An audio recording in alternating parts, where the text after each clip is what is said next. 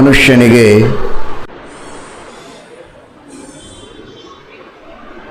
ಎಲ್ಲಿಯವರೆಗೆ ಅವನು ಮಾಡಿದಂತಹ ಪಾಪಗಳು ಅಡ್ಡಿಯಾಗಿ ಇರ್ತವೆ ಅಲ್ಲಿಯವರೆಗೆ ಅವನಿಗೆ ಮೋಕ್ಷವೂ ಆಗೋದಿಲ್ಲ, ಮೋಕ್ಷ ಸಾಧನೆಯನ್ನು ಮಾಡಲಿಕ್ಕೂ ಆಗುವುದಿಲ್ಲ. ಕೆಲವು ಪಾಪಗಳು ಮೋಕ್ಷಕ್ಕೆ ಪ್ರತಿಬಂಧಕವಾದರೆ ಇನ್ನು ಕೆಲವು ಅವನು ಸಾಧನೆ ಮಾಡೋದಕ್ಕೂ ಪ್ರತಿಬಂಧಕವಾಗಿ ಇವೆ. ಅಂತಹ ಪಾಪಗಳನ್ನು ಕಳೆದುಕೊಳ್ಳುವುದಕ್ಕೆ ಪ್ರಾಯಶ್ಚಿತ್ತವನ್ನು ಮಾಡಿದರೆ ಮಾತ್ರ ಮುಂದೆ ಸಾಗುವುದಕ್ಕೆ ಸಾಧ್ಯ. ಉದಾಹರಣೆಗೆ, ಒಂದು ಸಂಧ್ಯಾವಂದನವನ್ನು ಮಾಡುವುದಕ್ಕೂ ಅವನಿಗೆ ಪಾಪ ಪ್ರತಿಬಂಧಕವಾಗಿರುತ್ತೆ. ದೇವರ ಪೂಜೆ ಮಾಡಲಿಕ್ಕೂ ಆಗುವುದಿಲ್ಲ. ಪಾಠ ಪ್ರವಚನಗಳು ಯಜ್ಞಯಾಗಾದಿಗಳನ್ನು ಮಾಡುವುದಕ್ಕೂ ಸಾಧ್ಯವಾಗುವುದಿಲ್ಲ. ಎಲ್ಲದಕ್ಕೂ ಏನೋ ಒಂದು ಆತಂಕ. ಕೆಲವರಿಗೆ ಸುಲಭವಾಗಿ ಸಾಧ್ಯವಾಗತ್ತೆ. ಅವರು ಜನ್ಮಾಂತರದಲ್ಲಿ ಮಾಡಿದ ಪುಣ್ಯ ಅವರಿಗೆ ಸಹಕಾರಿಯಾಗಿ ಎಲ್ಲವೂ ಅನುಕೂಲವಾಗತ್ತೆ. ಜನ್ಮಾಂತರದಲ್ಲಿ ಆ ತರಹದ ಪುಣ್ಯಗಳನ್ನು ಮಾಡಿರಲಿಲ್ಲ, ವಿಪರೀತವಾಗಿ ಪಾಪಗಳನ್ನು ಮಾಡಿದರೆ ಇವನಿಗೆ ಅಂತಹ ಸತ್ಕಾರ್ಯಗಳನ್ನು ಮಾಡುವುದಕ್ಕೆ ಸಾಧ್ಯವಾಗುವುದಿಲ್ಲ. ಹೀಗಾಗಿ ಭಗವಂತ ನಮಗೆ ಮೋಕ್ಷವನ್ನು ಕೊಡಬೇಕು ಅಂತಾದರೆ ಮೊದಲು ನಮ್ಮ ಪಾಪಗಳನ್ನು ಕಳೆಯುತ್ತಾನೆ. ನಿರಂಜನಂ, ಅಂಜನ ಅಂದರೆ ದೋಷ. ನಮ್ಮೆಲ್ಲರ ಪಾಪಗಳೇ ಬಹಳ ದೊಡ್ಡ ಅಂಜನ, ನಮಗಿರುವ ದೋಷಗಳು. ಆ ದೋಷಗಳಿಂದ ನಾವು ಮೋಕ್ಷವನ್ನು ಪಡೆಯದೇ ಇರುವಾಗ ಭಗವಂತ ಕರುಣೆಯಿಂದ ತಾನೇ ನಮಗೆ ಅನುಗ್ರಹವನ್ನು ಮಾಡಿ ಪ್ರಾಯಶ್ಚಿತ್ತಗಳನ್ನು ನಮ್ಮಿಂದ ಮಾಡಿಸಿ, ಮಹಾತ್ಮರ ಸೇವೆಯನ್ನು ಮಾಡಿಸಿ, ನಮ್ಮ ಪಾಪಗಳನ್ನು ಪರಿಹರಿಸಿ, ಆಮೇಲೆ ವಾಸುದೇವಂ, ವಾಸುದೇವನೇ ನಮಗೆ ಮೋಕ್ಷಪ್ರದನಾದ ದೇವ. ಭಗವಂತ ಪ್ರದ್ಯುಮ್ನ ಸೃಷ್ಟಿ ಮಾಡಿದರೆ, ಅನಿರುದ್ಧ ರಕ್ಷಣೆ ಮಾಡಿದರೆ, ಸಂಕರ್ಷಣ ಸಂಹಾರ ಮಾಡಿದರೆ ವಾಸುದೇವ ಮೋಕ್ಷವನ್ನು ಕೊಡ್ತಾನೆ ಎಂಬುದಾಗಿ ಶ್ರೀಮದಾಚಾರ್ಯರು ತಿಳಿಸಿಕೊಟ್ಟಿದ್ದಾರೆ. ಅಂತಹ ಮೋಕ್ಷಪ್ರದನಾದ ವಾಸುದೇವ ನಮಗೆ ಮೋಕ್ಷವನ್ನು ಕೊಡುವುದು ಯಾವಾಗ ಅಂದರೆ ನಮ್ಮ ದೋಷಗಳನ್ನು ಕಳೆದು ಆಮೇಲೆ. ನಿರಂಜನಂ, ನಮ್ಮಲ್ಲಿರುವ ಅಂಜನ ದೋಷಗಳನ್ನೆಲ್ಲ ಕಳೆಯುತ್ತಾನೆ. ಅವನಿಗೆ ಯಾವ ದೋಷಗಳಿಲ್ಲ ಅನ್ನೋದಕ್ಕಾಗಿಯೂ ಅವನು ನಿರಂಜನ. ಇನ್ನೊಬ್ಬರು ಅಂಜನರಹಿತರಾಗುವಂತೆ, ದೋಷರಹಿತರಾಗುವಂತೆ ಮಾಡ್ತಾನೆ ಅನ್ನುವುದಕ್ಕಾಗಿಯೂ ಅವನು ನಿರಂಜನ. ಇನ್ನೊಬ್ಬರು ತಮ್ಮ ದೋಷಗಳನ್ನು ಕಳೆದುಕೊಳ್ಳುವುದಕ್ಕೂ ಎರಡು ಕ್ರಮ. ಒಂದು, ದೇವರನ್ನು ನಿರಂಜನ ಅಂತ ಉಪಾಸನೆ ಮಾಡಿದರೇನೆ ಅವನಲ್ಲಿರುವ ದೋಷಗಳನ್ನು ಕಳೆಯುತ್ತಾನೆ. ಎಂದಿಗೂ ದೇವರಲ್ಲಿ ಅಜ್ಞಾನವಿಲ್ಲ ಅಂತ ನಾವು ಚಿಂತನೆ ಮಾಡಿದರೆ ನಮ್ಮ ಅಜ್ಞಾನವನ್ನು ದೇವರು ದೂರ ಮಾಡ್ತಾನೆ. ದೇವರಿಗೆ ದುಃಖವೇ ಇಲ್ಲ ಅಂತ ನಾವು ಚಿಂತನೆ ಮಾಡಿದರೆ ನಮ್ಮ ದುಃಖವನ್ನು ದೇವರು ಕಳೆಯುತ್ತಾನೆ.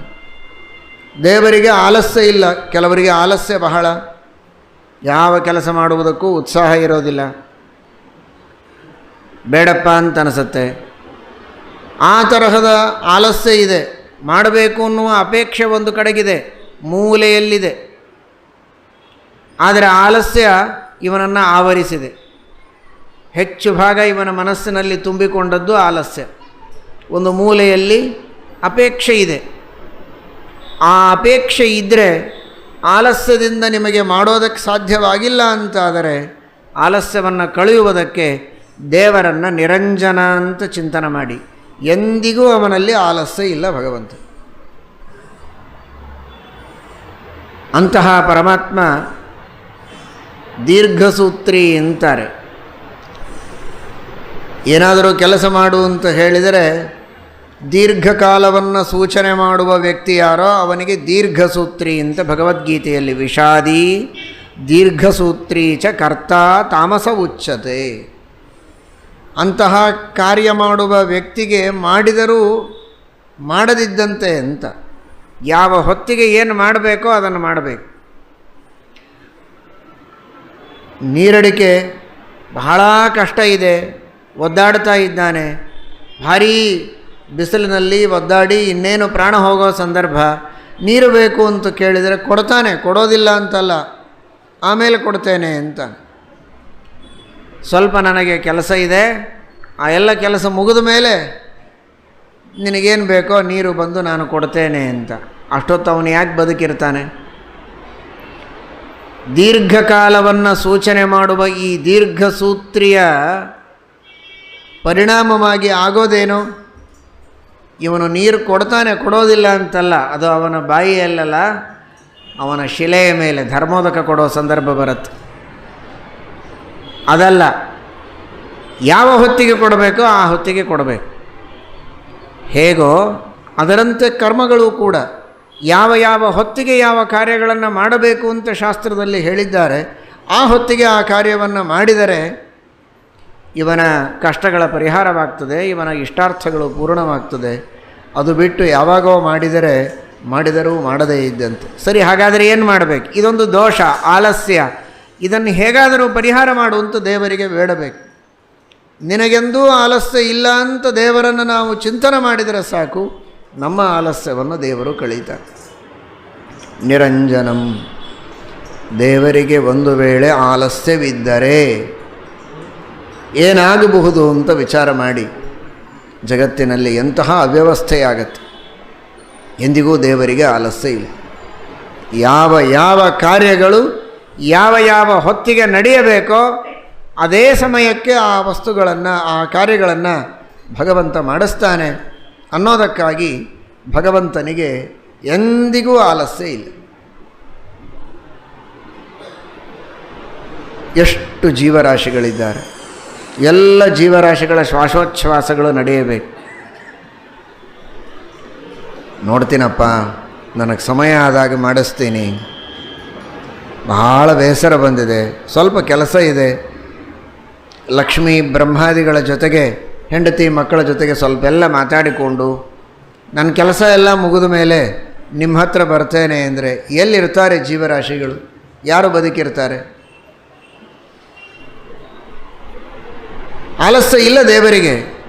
ನಿನ್ನ ಹೃದಯದ ಬಡಿತ ನೀನು ಹುಟ್ಟೋಕ್ಕಿಂತ ಮೊದಲೇ ಇನ್ನೂ ತಾಯಿಯ ಹೊಟ್ಟೆಯಿಂದ ಹೊರಗೆ ಬರದೇ ಇರುವಾಗ ಗರ್ಭಾಧಾನವಾದ ಕೆಲವೇ ದಿನಗಳಲ್ಲಿ, ಕೆಲವು ತಿಂಗಳಲ್ಲ, ಕೆಲವೇ ದಿನಗಳಲ್ಲಿ ಪ್ರಾರಂಭವಾದ ಹೃದಯದ ಬಡಿತ ಇವನು ಕೊನೆ ಉಸಿರು ಎಳೆಯೋವರೆಗೆ, ಆಯುಷ್ಯ ಇರೋವರೆಗೆ ನಿರಂತರವಾಗಿ ನಡೆಯುತ್ತೆ. ಎಷ್ಟೊತ್ತು ಮಾಡಿಸೋದು ಕೆಲಸ?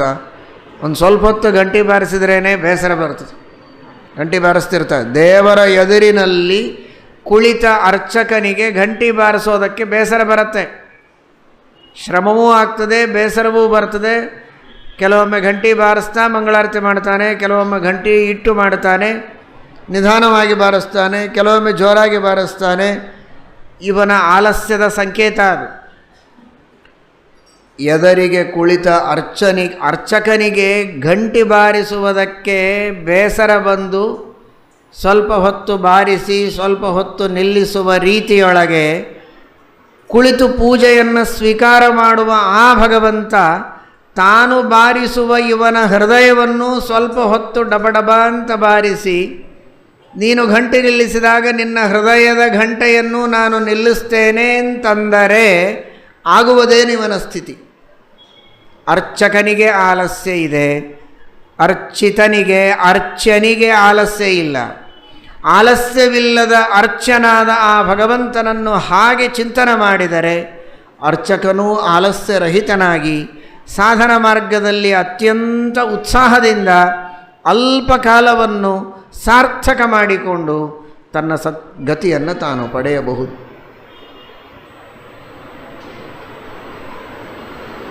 ಪರೀಕ್ಷಿನ್ ಮಹಾರಾಜ 7 ದಿನಗಳಿವೆ ಅಂತ ಹೇಳಿದರು. ಶೃಂಗಿ ಹೇಳಿದ 7 ದಿನಗಳು ನಿನಗೆ ಆಯುಷ್ಯ. 7ನೇ ನೋಡಿ ಏನು ವಿಚಿತ್ರ. ಭಗವಂತನ ಸಂಕಲ್ಪ ಎಷ್ಟು ಅದ್ಭುತ ಅಂದರೆ, ಆ ಶೃಂಗಿಯ ವಾಗೀಂದ್ರಿಯದಲ್ಲಿರುವಂತಹ ಅಗ್ನಿದೇವರಲ್ಲಿ ಉಮಾ ವಾಗಭಿಮಾನಿನಿಯಾಗಿ, ಅಲ್ಲಿ ಗರುಡಶೇಷ ರುದ್ರರು ವಾಯುದೇವರು ಎಲ್ಲರಿಗೂ ಪ್ರೇರಕರಾಗಿ ಲಕ್ಷ್ಮೀ ಹಯಗ್ರೀವ ಏನು ನುಡಿಸಿದ ಆ ಶೃಂಗಿಯಿಂದ 7 ದಿನಗಳಿಗೆ ನಂತರ ತಕ್ಷಕ ಬಂದು ಕಚ್ಚಲಿ, ಪರೀಕ್ಷಿತನಿಗೆ ಮರಣವಾಗಲಿ ಅಂತ. ತಂದೆಯನ್ನು ಅವಮಾನ ಮಾಡಿದ ಕೋಪದೊಳಗಿರುವ ಆ ಶೃಂಗಿಗೆ ವಿವೇಕ ಎಲ್ಲಿ? ತಕ್ಷಕ ಕಚ್ಚಿ ಸಾಯಲಿ ಅಂತ ಶಾಪ ಕೊಟ್ಟಿದ್ದರೆ ಮುಗದೇ ಹೋಗ್ತಾ ಇತ್ತು, ಮನೆಗೆ ಹೋಗ್ತಿರಲಿಲ್ಲ ಪರೀಕ್ಷಿತ. ದಾರಿಯೊಳಗೇನೆ ಕೃಷ್ಣಾರ್ಪಣ. ಆ ಸಾಮರ್ಥ್ಯ ಇತ್ತು. 7 ದಿನಗಳ ನಂತರ ತಕ್ಷಕ ಬಂದು ಕಚ್ಚಬೇಕು ಅಂತನ್ನುವುದೇನು, ಅಥವಾ 7ನೇ ದಿನ ಕಚ್ಚಬೇಕು ಅನ್ನೋದೇನು, ಈ ಕ್ಷಣಕ್ಕೆ ತಕ್ಷಕ ಕಚ್ಚಿ ಸಾಯಲಿ ಅಂತ ಹೇಳ್ಬೋದಾಗಿತ್ತು. ತಕ್ಷಕ ಯಾಕೆ ಕಚ್ಚಬೇಕು? ತಕ್ಷಕ ಕಚ್ಚೋದು ಒಂದೇನಾ ಸಾಯೋದಕ್ಕೆ ಉಪಾಯ? ಈ ಕ್ಷಣಕ್ಕೆ ಪರೀಕ್ಷಿತ ಸಾಯಲಿ ಅಂದರೆ ಸತ್ತು ಹೋಗ್ತಿದ್ದ, ಮುಗಿದೋಯ್ತು ಅಷ್ಟೇ. ಅದಕ್ಕೇನು ಹಾರ್ಟ್ ಫೇಲ್ ಆಗಿ ಹೋಗ್ತಿದ್ದ. ತಕ್ಷಕ ಕಚ್ಚೋ ಕೆಲಸ ಏನಿತ್ತು?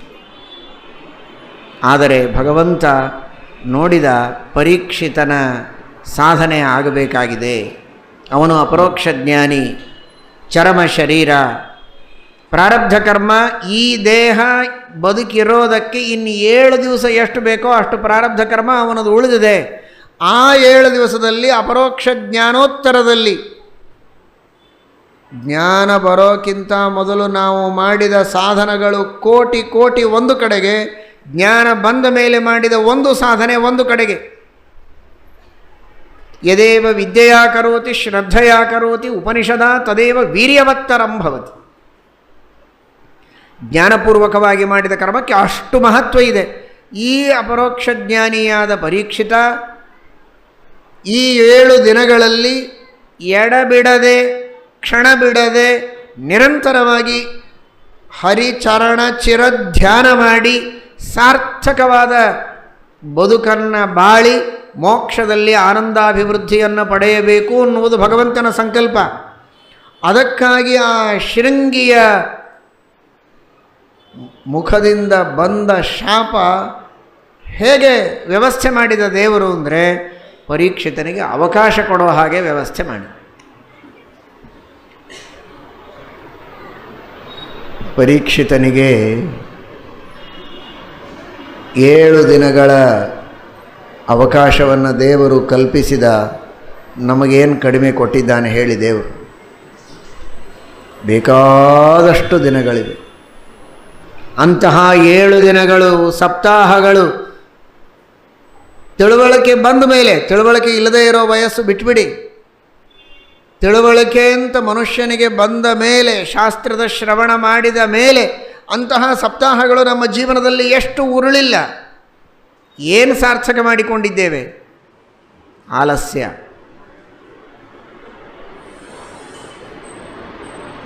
ಅದೇ ಪರೀಕ್ಷಿತ ಹಿಂದೆ ಮುಂದೆ ವಿಚಾರ ಮಾಡಲಿಲ್ಲ.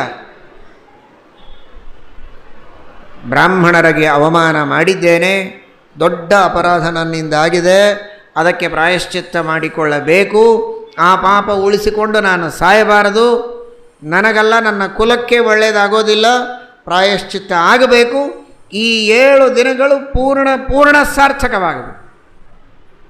ಅಷ್ಟು ಕಾಳಜಿ ವಹಿಸಿದ. ಒಂದೊಂದು ಅದ್ಭುತ ಇದೆ.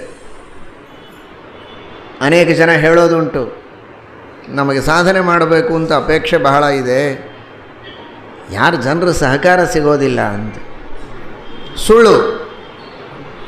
ನಿಜವಾದ ಅಪೇಕ್ಷೆ ಇದ್ದರೆ, ಆ ತರಹದ ಪುಣ್ಯವನ್ನು ಇವನು ಮಾಡಿದ್ರೆ ಇವನಿಗೆ ಆ ಸಹಕಾರ ಸಿಕ್ಕೇ ಸಿಗತ್ತೆ. ಎಂದಿಗೂ ಕಾರ್ಯ ಮಾಡಲಿಕ್ಕೆ ಆಗೋದಿಲ್ಲ ಅಂತ ಹೇಳೋದು ಸುಳ್ಳು.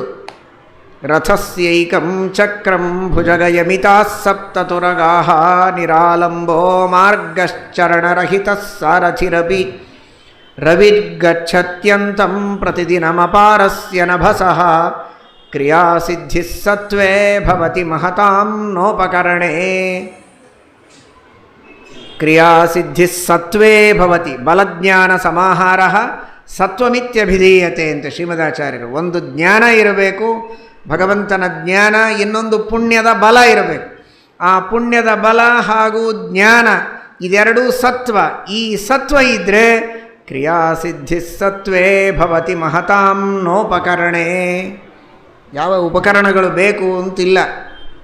ಏನಿಲ್ಲದೆ ಕಾಲಿಲ್ಲದ ಸಾರಥಿಯನ್ನು ಕಟ್ಟಿಕೊಂಡು ಹಾವುಗಳನ್ನು ಲಗಾಮ ಮಾಡಿಕೊಂಡು ಒಂದು ಚಕ್ರದ ರಥದಲ್ಲಿ ಕುಳಿತು ಇಡೀ ಆಕಾಶ ಮಾರ್ಗವನ್ನು ಸಂಚಾರ ಮಾಡುತ್ತಾನೆ. ಪ್ರತಿನಿತ್ಯದಲ್ಲಿ ಏನಿದೆ ಆ ಸೂರ್ಯನಿಗೆ ಸಹಾಯ? ಸತ್ವ ಇದೆ, ಭಗವಂತನ ಜ್ಞಾನ ಇದೆ, ಅಪರೋಕ್ಷ ಜ್ಞಾನಿ ಆ ಸೂರ್ಯ, ಪುಣ್ಯದ ಬಲ ಇದೆ, ಅಖಂಡವಾಗಿ ಸಾಧನೆಯನ್ನು ಮಾಡಿದಂತಹ ಮಹಾನುಭಾವ. ಅಂತಹ ಪುಣ್ಯದ ಬಲದಿಂದ ಇಂತಹ ಕಾರ್ಯವನ್ನು ಮಾಡುವುದಕ್ಕೆ ಸೂರ್ಯನಿಗೆ ಸಾಧ್ಯವಾಗತ್ತೆ ಅಂತ ಸೂರ್ಯಸ್ಯ ಪಶ್ಯ ಶ್ರೇಮಾಣಂ ವೇದದಲ್ಲಿ ಹೇಳುತ್ತಾರೆ.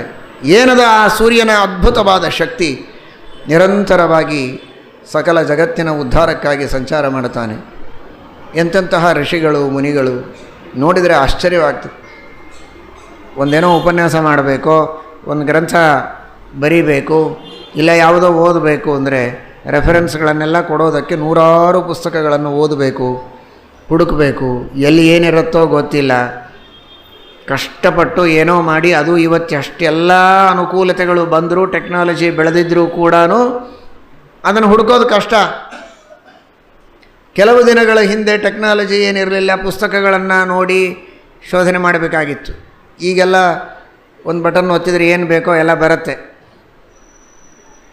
ಅದಕ್ಕೂ ಮೊದಲು ಅದೂ ಇರಲಿಲ್ಲ. ತಾಳಗೆರೆಯಲ್ಲಿ ಬರೆದಿಟ್ಟ ಪುಸ್ತಕಗಳು ಓದೋದೇ ಅಷ್ಟು ಕಷ್ಟ. ಯಾರ್ದಾದರೂ ಮನೆಯಲ್ಲಿ ಒಂದು ಪುಸ್ತಕ ಇದೆ ಅಂದರೆ ಮತ್ತೆ ತಾವು ಅದನ್ನು ಬರೆದುಕೊಂಡೇ ಬರಬೇಕು, ಬೇರೆ ಮಾಧ್ಯಮ ಇರಲಿಲ್ಲ. ಇಲ್ಲ ತಲೆಯಲ್ಲಿ ಇಟ್ಕೊಂಡು ಬರಬೇಕು, ಇಲ್ಲ ಬರೆದುಕೊಂಡು ಬರಬೇಕು. ಅಂತಹ ಕಾಲದಲ್ಲಿ ಬರೆದಂತಹ ಗ್ರಂಥಗಳು ಎಂಥವು? ಶ್ರೀಮಟ್ಟೀಕಾಕೃತ್ಪಾದರು ಬರೆದ ಶ್ರೀಮನ್ಯಾಯ ಸುಧಾ ಗ್ರಂಥ ಒಂದು ಸಾಕು ಸಾಕ್ಷಿ. ಎಷ್ಟು ಗ್ರಂಥಗಳನ್ನು ಪರಾಮರ್ಶೆ ಮಾಡ್ತಾರೆ. ತರ್ಕ, ನೈಯಾಯಿಕ, ವೈಶೇಷಿಕ, ಜೈನ, ಬೌದ್ಧ, ಚಾರ್ವಾಕ, ಅದ್ವೈತ, ವಿಶಿಷ್ಟಾದ್ವೈತ, ಒಂದೊಂದು ಮತಗಳಲ್ಲಿರುವಂತಹ ನೂರಾರು ಗ್ರಂಥಗಳು, ಮೂಲ ಟೀಕಾ ಟಿಪ್ಪಣಿಗಳು, ಅವುಗಳೆಲ್ಲವನ್ನು ಅಧ್ಯಯನ ಮಾಡಿ ಅವುಗಳ ಮೂಲಗಳಲ್ಲಿರುವಂತಹ ವಿಷಯಗಳನ್ನು ತಾವು ಪರಾಮರ್ಶೆ ಮಾಡಿ ಅದನ್ನೆಲ್ಲ ನಿರಾಕರಣೆ ಮಾಡಿ ಶ್ರೀಮದಾಚಾರ್ಯರ ಸಿದ್ಧಾಂತವನ್ನು ಸ್ಥಾಪನೆ ಮಾಡುತ್ತಾರೆ. ಏನಿತ್ತು ಅವರಿಗೆ? ಕ್ರಿಯಾಸಿದ್ಧಿ ಸತ್ವೇ ಭವತಿ ಮಹತಾಂ ನೋಪಕರಣೆ. ಕುಳಿತದ್ದು ಯರಗೋಳದ ಗುಹೆಯಲ್ಲಿ. ಇವತ್ತಿಗೆ ಆ ಗುಹೆಯಲ್ಲಿ ಕುಳಿತರೆ ಇಂತಹ ಗಟ್ಟಿಯಾದ ಪುಸ್ತಕ ಇಟ್ಕೊಂಡು ಓದಲಿಕ್ಕೆ ನಮ್ಮಿಂದ ಆಗುವುದಿಲ್ಲ. ಅವತ್ತಿನ ಕಾಲದೊಳಗೆ ಆ ಚಳಿ, ಆ ಗಾಳಿ, ಆ ಮಳೆ, ಅಂಥದರೊಳಗೆ ಆ ಗುಹೆಯೊಳಗೆ ಕುಳಿತು ಇಷ್ಟೆಲ್ಲ ಗ್ರಂಥಗಳನ್ನು ಪರಾಮರ್ಶೆ ಮಾಡಿ ಶ್ರೀಪಾದರಾಜರು, ವ್ಯಾಸರಾಜರು, ರಘುತ್ತಮರು, ವಿದ್ಯಾಧೀಶರು, ರಾಘವೇಂದ್ರ ಸ್ವಾಮಿಗಳಂತಹ ಮಹಾಮಹಾಜ್ಞಾನಿಗಳು ಒಂದೊಂದು ವಾಕ್ಯಗಳಿಗೆ ವ್ಯಾಖ್ಯಾನ ಮಾಡುವುದಕ್ಕೆ ಎಷ್ಟೆಲ್ಲ ವಿವರಣೆಗಳನ್ನು ನೀಡಬೇಕಾಗತ್ತೆ. ಅಂತಹ ಗಂಭೀರವಾದ ವಿಷಯಗಳನ್ನು ಆ ಗುಹೆಯಲ್ಲಿ ಕುಳಿತು ಬರೆದಿದ್ದಾರೆ ಅಂದರೆ ಹೇಗೆ ಬರೆದರು? ಯಾರಿಗೋಸ್ಕರ ಬರೆದರು? ಹೇಗೆ ಬರೆದರು? ಅದು ಮನುಷ್ಯನಲ್ಲಿ ಅಂತಃಸತ್ವ ಇದ್ದರೆ, ಭಗವದ್ ಅನುಗ್ರಹದ ಬಲ ಇದ್ದರೆ, ಪುಣ್ಯದ ಬಲ ಇದ್ದರೆ ಆ ಕಾರ್ಯ ಆವಾಗತ್ತೆ. ಇಲ್ಲದೇ ಇದ್ದರೆ ಆಗೋದಿಲ್ಲ. ಎಂದಿಗೂ ನೆಪ ಹೇಳಬೇಡಿ. ಸಂಧ್ಯಾವಂದನ ಮಾಡಲಿಕ್ಕೆ ಆಗೋದಿಲ್ಲ, ಪೂಜೆ ಮಾಡಲಿಕ್ಕೆ ಆಗೋದಿಲ್ಲ, ಶಾಸ್ತ್ರ ಕೇಳಲಿಕ್ಕೆ ಆಗೋದಿಲ್ಲ, ಸಮಯ ಇಲ್ಲ, ಪರಿಸರ ಇಲ್ಲ, ಹೇಳುವವರಿಲ್ಲ, ಕೇಳುವವರಿಲ್ಲ, ಎಲ್ಲ ಸುಳ್ಳು. ಮೊಬೈಲ್ ಇಲ್ಲ, ಮೇಲಿಲ್ಲ, ಯಾವುದೂ ಇಲ್ಲ. ಅಂತಹ ಕಾಲದೊಳಗೆ ಪರೀಕ್ಷಿತನ ಪ್ರಾಮಾಣಿಕವಾದ ಸಂಕಲ್ಪ ಒಂದೇ ಇದೆ. ಸಾಧನೆ ಮಾಡಬೇಕು ಅನ್ನುವಂತಹ ಅವನ ಅಪೇಕ್ಷೆ. ಯಾರು ಬಂದರು, ಎಲ್ಲಿಂದ ಬಂದರು, ಹೇಗೆ ಬಂದರು? ಅತ್ರಿರ್ವಸಿಷ್ಠಶ್ಚವನ ಶರದ್ವಾನರಿಷ್ಟನೇಮಿರ್ಭೃಗರಂಗಿರಾಶ್ಚ ಪರಾಶರೋ ಗಾಧಿಸುತೋಥ ರಾಮಃ ಉಚಥ್ಯ ಇಂದ್ರಪ್ರಮದೇಧ್ವಬಾಹೌ. ಎಂತೆಂತಹ ಋಷಿಗಳು, ಒಬ್ಬೊಬ್ಬರ ಆಶ್ರಮ ಎಲ್ಲೆಲ್ಲಿ. ಒಬ್ಬರು ಉತ್ತರ ಭಾರತ, ಒಬ್ಬರು ಪೂರ್ವ, ಒಬ್ಬರು ಪಶ್ಚಿಮ, ಒಬ್ಬರು ದಕ್ಷಿಣ, ಒಬ್ಬರು ಪರ್ವತದ ಮೇಲೆ, ಒಬ್ಬರು ಕೆಳಗೆ, ಗುಹೆಯಲ್ಲಿ, ಎಲ್ಲೆಲ್ಲಿಯೋ ತಪಸ್ಸು ಮಾಡುವಂತಹ ಋಷಿಗಳು ಮುನಿಗಳು. ಪರೀಕ್ಷಿತ ಗಂಗಾ ತೀರದೊಳಗೆ ತಾನು ಪ್ರಾಯೋಪವೇಶಕ್ಕೆ ಕುಳಿತಿದ್ದಾನೆ, ಪ್ರಾಯಶ್ಚಿತ್ತ ಮಾಡಿಕೊಳ್ತಾ ಇದ್ದಾನೆ ಅಂತ ಗೊತ್ತಾಯಿತು ಹೇಗೆ? ಬಂದರೆ ಹೇಗೆ? ಆ ಸಮಯದೊಳಗೆ ಬಂದಿದ್ದಾರೆ ಎಲ್ಲರೂ. ಇದು ಸತ್ವ, ಇದು ಭಗವದ್ ಅನುಗ್ರಹದ ಬಲ, ಇದು ಶುಭವಾದ ಸಂಕಲ್ಪದ ಬಲ. ಆ ರೀತಿ ಭಗವಂತ ಅವರವರ ಯೋಗ್ಯತೆಗೆ ತಕ್ಕಂತೆ ಸಾಧನೆ ಸಲಕರಣೆಗಳನ್ನು ಒದಗಿಸ್ತಾನೆ, ಉಪದೇಶ ಮಾಡುವ ಗುರುಗಳನ್ನು ಒದಗಿಸ್ತಾನೆ, ಅಂತಹ ಪರಿಸರವನ್ನು ಕೊಡ್ತಾನೆ. ಆದರೆ ಭಗವಂತನನ್ನು ಆ ರೀತಿ ನಿರಂಜನ, ಯಾವುದೇ ಆಲಸ್ಯ, ಯಾವುದೇ ಕೊರತೆ, ಯಾವುದೇ ಕುಂದು ಇಲ್ಲದೇ ಇದ್ದಂತಹ ವ್ಯಕ್ತಿಯಿಂದ ಆ ಭಗವಂತನನ್ನು ಚಿಂತನೆ ಮಾಡಿದರೆ ಅಂತಹ ಎಲ್ಲ ದೋಷಗಳನ್ನು ಕಳೆದು ಸಾಧನೆಯನ್ನು ಮಾಡಿಸ್ತಾನೆ ಎನ್ನುವುದಕ್ಕೆ ಪರೀಕ್ಷಿದ್ರಾಜರೇ ದೃಷ್ಟಾಂತ. ನಿರಂಜನಂ, ಆ ರೀತಿಯಾಗಿ ಪರಮಾತ್ಮನ ಉಪಾಸನೆಯನ್ನು ಮಾಡಿದ್ದಾರೆ ಅನ್ನೋದಕ್ಕೆ ಭಗವಂತ ಅವರನ್ನು ಅಂತಹ ಆಲಸ್ಯಾದಿ ದೋಷಗಳಿಂದ ರಹಿತರನ್ನಾಗಿ ಮಾಡಿ ಒಂದು ಕ್ಷಣವೂ ಬಿಡದಂತೆ 7 ದಿವಸ ಪೂರ್ಣ ಸಾರ್ಥಕ ಮಾಡಿಕೊಂಡಿದ್ದಾನೆ. ನಮೇ ಸವಃ ಪರಾಯಂತಿ ಬ್ರಹ್ಮನ್ನನಶನಾದಮಿ. ಉಪವಾಸ ಇದ್ದರೂ ಕೂಡ ನನ್ನ ಪ್ರಾಣ ಹೋಗ್ತಾ ಇಲ್ಲ, ಹಸಿವೆ ನೀರಡಿಕೆಗಳು ನನಗೆ ಬಾಧಿಸ್ತಾ ಇಲ್ಲ. ತ್ಯಕ್ತೋದಮಪಿ ಬಾಧತೆ, ನೀರು ಕುಡಿಯದೇ ಇದ್ದರೂ ನನಗೆ ಯಾವುದೇ ನೈಸಾತಿ ದುಸ್ಸಹ ಕ್ಷುಣ್ಮಾಂ ತ್ಯಕ್ತೋದಮಪಿ ಬಾಧತೆ, ನೀರೂ ಕುಡಿತಾ ಇಲ್ಲ ಆದರೂ ಹಸಿವೆ ನೀರಡಿಕೆಗಳು ನನಗೆ ತೊಂದರೆ ಕೊಡ್ತಾ ಇಲ್ಲ. ಪಿಬತೋಚ್ಯುತ ಪೀಯೂಷಂ ತ್ವದ್ವಾಕ್ಯಾಧಿ ವಿನಿಸೃತಂ, ನಿನ್ನ ಮುಖಕಮಲಗಳಿಂದ ಬಂದಂತಹ ಆ ವಾಕ್ಯಗಳನ್ನು ಅಮೃತವನ್ನು ಪಾನ ಮಾಡುವ ನನಗೆ ಯಾವ ಬಾಧೆ ಇಲ್ಲ ಅಂತಾರೆ. ಯಾಕೆ ಅಂದರೆ ನಿರಂಜನಂ, ಆ ದೇವರಿಗೆ ಹಸಿವೆ ಇಲ್ಲ, ನೀರಡಿಕೆ ಇಲ್ಲ, ಆಲಸ್ಯ ಇಲ್ಲ ಅಂತ ಚಿಂತನೆ ಮಾಡಿದ್ದಕ್ಕೆ ಇವನಿಗೆ ಯಾವ ದೋಷಗಳು, ಯಾವುದೇ ತೊಂದರೆಗಳು ಆಗಲಿಲ್ಲ. ಸಾಧನೆಯನ್ನು ಮಾಡಿದ. ಖಟ್ವಾಂಗ ಎಂಬ ಒಬ್ಬ ರಾಜರ್ಷಿ 2 ಜ್ಞಾತ್ವಾ ಇಯತ್ತಾಮಿಹಾಯುಷಃ, ಒಂದು ಮುಹೂರ್ತ 48 ನಿಮಿಷ ಆಯುಷ್ಯ ಅಂತ ಹೇಳಿದರೆ ಅಷ್ಟರೊಳಗೆ ಸ್ವರ್ಗದಿಂದ ಭೂಮಿಗೆ ಬಂದು ಸರ್ವಸಂಗ ಪರಿತ್ಯಾಗ ಮಾಡಿ ಏಕಾಗ್ರ ಮನಸ್ಸಿನಿಂದ ಭಗವಂತನ ಧ್ಯಾನವನ್ನು ಮಾಡಿ ಚಿಂತನೆ ಮಾಡಿ ಸದ್ಗತಿಯನ್ನು ಹೊಂದಿದ ರಾಮಚಂದ್ರನ ವಂಶದಲ್ಲಿ ಬರುವಂತಹ ವ್ಯಕ್ತಿ, ರಾಮಚಂದ್ರನ ಪೂರ್ವಜ ಖಟ್ವಾಂಗ. ಸಮಯ ಮಹತ್ವದ್ದಲ್ಲ, ಸಮಯವನ್ನು ಹೇಗೆ ಸಾರ್ಥಕ ಮಾಡಿಕೊಳ್ಳಬೇಕು ಅನ್ನೋದು ಮಹತ್ವದ್ದು. ಆ ರೀತಿ ನಮ್ಮಲ್ಲಿ ಒಂದು ಉದಾಹರಣೆ ಕೊಟ್ಟೆ ನಾನು. ಇದರಂತೆ ಆಲಸ್ಯವೋ, ಅಜ್ಞಾನವೋ, ದುಃಖವೋ, ಶ್ರಮವೋ 108 ದೋಷಗಳು ನಮ್ಮಲ್ಲಿವೆ ಅಲ್ಲ. ವಿಜೇಂದ್ರ ಸ್ವಾಮಿಗಳ ಹೇಳ್ತಾರೆ, ರಮಯಾಪ್ಯಗಣೇಯ ವಸ್ತುಜಾತಂ ದ್ವಿವಿಧಂ ಪ್ರಾಹುರಮಂದ ಬುದ್ಧಿಭಾಜ ತವ ಸದ್ಗುಣಜಾತಮೇಕಮನ್ಯನ್ ಮಮ ದುರ್ವಾರ ದುರಂತ ಪಾಪಜಾತಂ. ದೇವರಲ್ಲಿರುವಂತಹ ಗುಣಗಳನ್ನು ಎಣಿಸಲಿಕ್ಕಾಗೋದಿಲ್ಲ ಹೇಗೋ ಹಾಗೆ ನಮ್ಮಲ್ಲಿರುವ ದೋಷಗಳನ್ನು ಎಣಿಸಲಿಕ್ಕಾಗೋದಿಲ್ಲ ಅಂತ. ಅದರ ತಾತ್ಪರ್ಯ ಅಷ್ಟು ದೋಷಗಳು ನಮ್ಮಲ್ಲಿ ತುಂಬಿವೆ. ಹೀಗಿರುವಾಗ ಆ ದೇವರನ್ನು ನಿರಂಜನ ಅಂತ ಉಪಾಸನೆ ಮಾಡಿದರೆ ನಮ್ಮಲ್ಲಿರುವಂತಹ ಎಲ್ಲ ದೋಷಗಳನ್ನು ದೂರ ಮಾಡುತ್ತಾನೆ.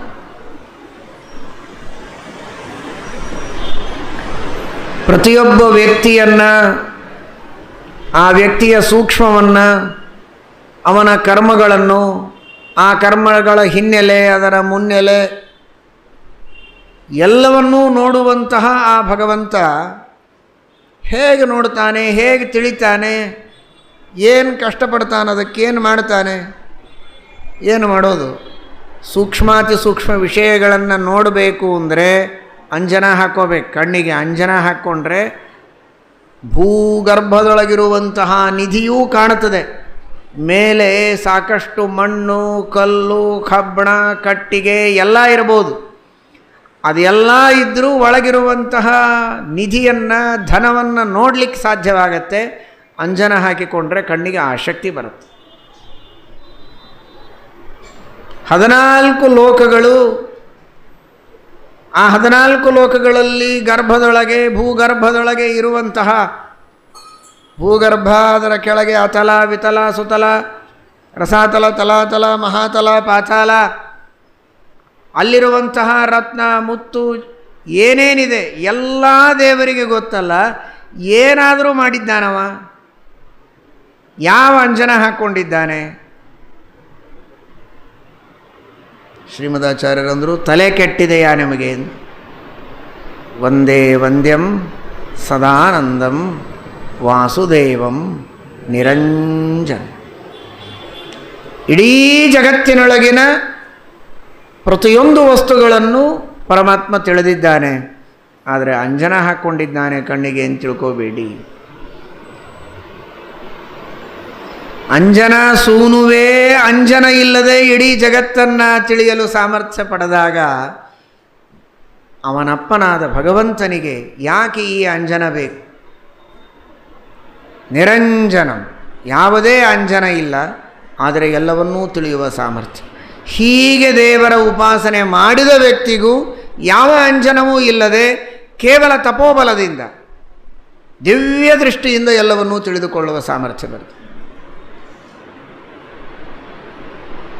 ವಸಿಷ್ಠರು, ವಿಶ್ವಾಮಿತ್ರರು ಇವರೆಲ್ಲರ ಕಥೆಯನ್ನು ನೀವು ಕೇಳ್ತಿರಲ್ಲ. ಏನು ಅಂಜನ ಹಾಕ್ಕೊಂಡಿದ್ದೀರ ಅವರೆಲ್ಲ? ಇಲ್ಲ. ಯಾಕೆ? ದೇವರು ಯಾವ ಅಂಜನ ಇಲ್ಲದೆ ಇಡೀ ಜಗತ್ತನ್ನು ತಿಳಿತಾನೆ ಎನ್ನುವ ಭಗವಂತನ ಮಹಿಮೆಯನ್ನು ಚಿಂತನೆ ಮಾಡಿದ್ದಕ್ಕೆ ಅವರಿಗೆ ಯಾವುದೇ ರೀತಿಯ ಅಂಜನದ ಸಹಾಯ ಇಲ್ಲದೆ ಎದುರಿಗೆ ಬಂದು ಕುಳಿತಂತಹ ವ್ಯಕ್ತಿಯ ಸಮಗ್ರವಾದಂತಹ ಇತಿಹಾಸವನ್ನು ಕೇವಲ ತಮ್ಮ ಜ್ಞಾನದಿಂದ, ದಿವ್ಯ ದೃಷ್ಟಿಯಿಂದ, ಯೋಗ ಸಾಮರ್ಥ್ಯದಿಂದ ಹೇಳುವ ಸಾಧ್ಯತೆ ಅವರಿಗಿತ್ತು. ಯಾಕೆ ಅಂದರೆ ದೇವರನ್ನು ನಿರಂಜನ ಅಂತ ಉಪಾಸನೆ ಮಾಡಿದ್ದಕ್ಕೆ ಇವರು ನಿರಂಜನರಾಗಿ ಎಲ್ಲವನ್ನೂ ತಿಳಿಯುವಂತಹ ಯೋಗ್ಯತೆಯನ್ನು ಪಡೀತಾ ಇದ್ದರು ಅಂತ ನಾವು ಅರ್ಥ ಮಾಡಿಕೊಳ್ಳಬಹುದು. ಅಂತಹ ಆ ಭಗವಂತನನ್ನು ನಿರ್ದೋಷ ನಿರಂಜನ ಎಂಬುದಾಗಿ ಚಿಂತನೆ ಮಾಡಿ ಉಪಾಸನೆ ಮಾಡಿ ನಮ್ಮಲ್ಲಿರುವ ದೋಷಗಳನ್ನು, ಪಾಪಗಳನ್ನು ಕಳೆದುಕೊಂಡು ಆ ಪಾಪಗಳಿಂದಾಗಿ ತಡೆ ಆಗಿರುವಂತಹ ಎಲ್ಲ ಸತ್ಕಾರ್ಯಗಳಿಗೆ ನಡೆ ಕೊಟ್ಟು ಆ ಭಗವಂತನ ಅನುಗ್ರಹವನ್ನು ನಾವೆಲ್ಲ ಪಡೆಯಬೇಕು ಅಂತ ಶ್ರೀಮದಾಚಾರ್ಯರು ಸಂದೇಶವನ್ನು ನೀಡುತ್ತಾ ಇದ್ದಾರೆ. ಶ್ರೀಕೃಷ್ಣಾರ್ಪಣಮಸ್ತು.